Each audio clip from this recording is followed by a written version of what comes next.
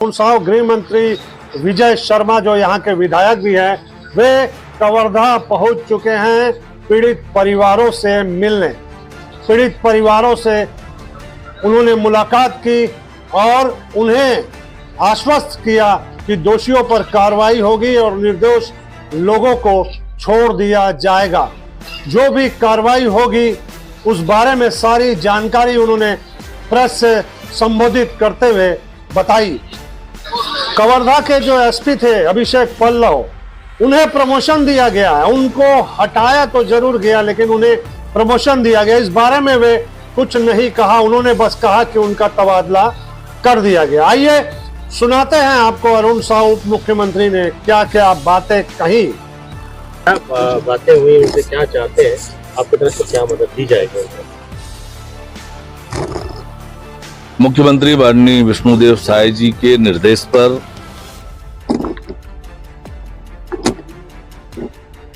हम लोहारीडीह गांव आए हैं। हमारे साथ क्षेत्र के विधायक और उप मुख्यमंत्री विजय शर्मा जी, हमारे राजस्व मंत्री टंकराम वर्मा जी, पंडरिया की विधायक भावना बोहरा जी, हमारी पार्टी के जिलाध्यक्ष अशोक साहू जी सहित हमारी पूरी टीम यहां पर आई है। गांव में परिवार के लोगों से मिलना हुआ है, तीनों पीड़ित पक्ष के लोगों से भी मिलना हुआ है, उनके घरों पर गए हैं। बहुत उनकी बातों को बहुत गंभीरता से हमने सुना है और सबका एक ही कहना है कि दोषी पर कड़ी कार्यवाही हो और निर्दोष को परेशान ना किया जाए। सरकार की भी यही मंशा है कि जो दोषी है वो बख्शे ना जाएं, चाहे वो कोई भी हो, और किसी भी निर्दोष पर कार्यवाही ना हो, ये सुनिश्चित करने का निर्देश हमने अधिकारियों को दिया है।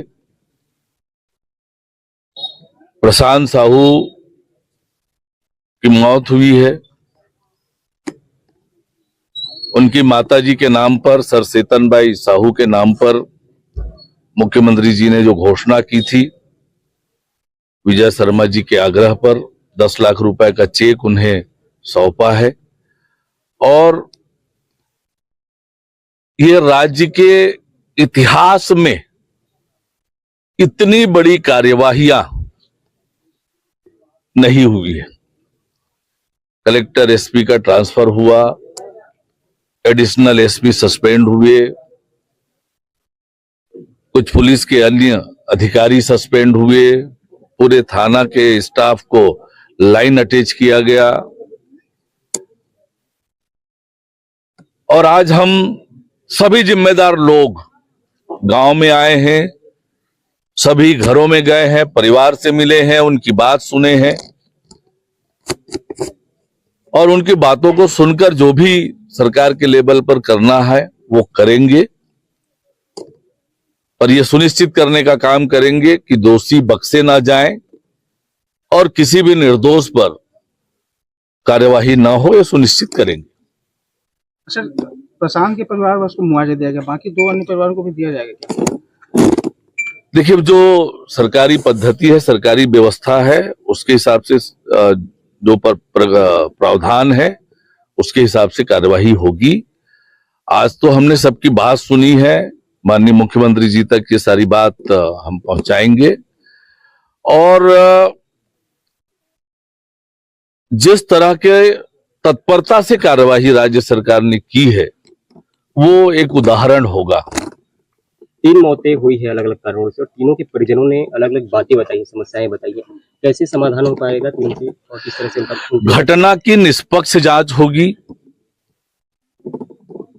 तीनों घटनाओं की अलग अलग जांच होगी, निष्पक्ष जांच होगी और जिस घटना में जो दोषी पाए जाएंगे उन पर कार्रवाई होगी। मृतक शिव प्रसाद जो साहू है, उनके बच्चे जो है बोल रहे थे कि दोबारा से पोस्टमार्टम होना चाहिए, क्या इस पर सरकार क्या विचार है? मैंने कहा कि उन सब की बातें सुनी है, तीनों की, उनकी बातों पर निश्चित रूप से हम विचार करेंगे और माननीय मुख्यमंत्री जी तक ये बातें पहुंचाएंगे। अन्य लोगों के साथ अन्य लोग भी जो है लापता है, बता रहे हैं, घर नहीं आ रहे हैं, डर के मारे तोड़ फोड़ भी हुई, कई चीजें खराब भी हुई। क्या उसके लिए भी कुछ मुआवजा दिया जाएगा? देखिए, मैंने आपसे कहा कि आज उन्हीं सब चीजों का यहाँ पर मुआवना करने हम आए हैं।